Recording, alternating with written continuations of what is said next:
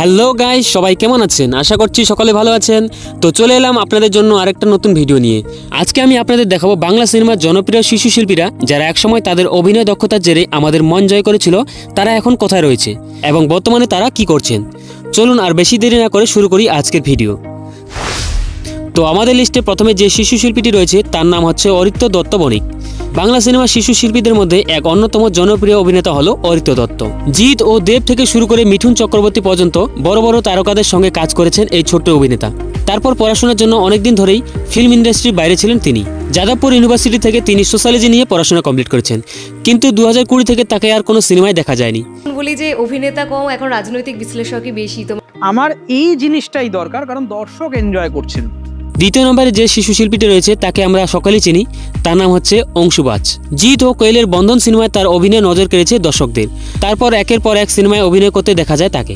আমার নাম রনি, তুমি আমার মাম্মির মাম্মি, তাই না? তার হিট ছবিগুলো হচ্ছে এমএলএ ফাটাকেষ্ট, নাটের গুরু, রাজু আঙ্কেল, আরও অনেক। তার শেষ সিনেমা হচ্ছে ইংলিশ ভার্সেস ইংলিশ। পড়াশোনার জন্য সে 6 বছর ধরে বাইরে ছিল। তারপর গ্র্যাজুয়েশন কমপ্লিট করার পর আবার অভিনয় জগতে ফিরে আসেন, কিন্তু সেই ছোট্ট অংশু আর এখন ছোট্ট নেই। আমাদের সাথে আছে অংশু। তো হোক, খেলা হোক তাহলে। তো লেটস স্টার্ট। এরপর যে শিশু শিল্পীটি রয়েছে তার নাম হচ্ছে সজল দে। 90 দশকে বাংলা সিনেমার জনপ্রিয় শিশু শিল্পী ছিল সজল দে। এই ছোট্ট শিশু শিল্পী 300টারও বেশি সিনেমায় অভিনয় করেছেন, তবে সে এখন অনেকটাই বড় হয়ে গিয়েছে। সে ছোটবেলায় নায়কদের শৈশবের চরিত্রে কাজ করত এবং এখন সে নায়িকার দাদা কিংবা নায়কের বন্ধু হিসেবে কাজ করে আসছেন। তবে বর্তমানে সে সিনেমা জগৎ থেকে অনেকটাই দূরে সরে রয়েছেন।